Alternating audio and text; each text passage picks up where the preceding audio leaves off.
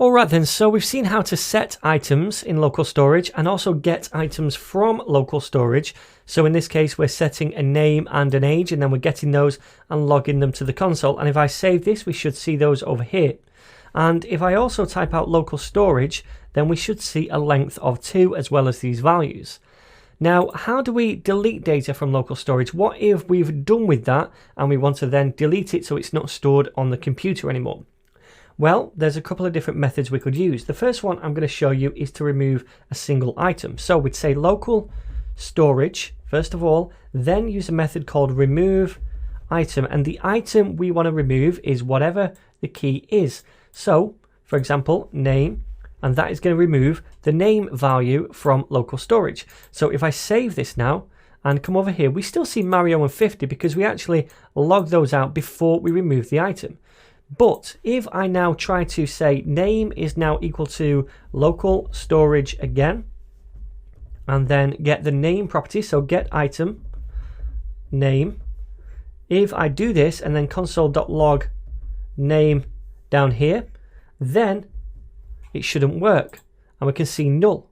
So now, since we've removed the item, we get null for this value. Okay, we can also now go to the application panel and we can see that name has now gone. So that's what this method does right here. It removes an item from local storage.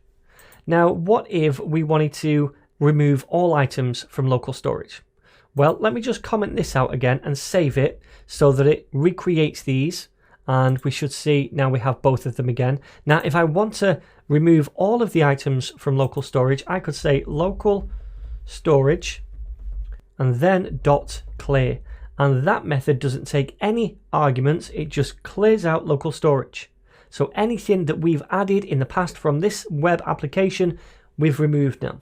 So now if I duplicate this and try to get the age as well, let me say age is equal to local storage.get item and age, and we try to log these out, then we should still see them to begin with. Then we clear local storage, then we try to get them again, so they both should be null down here.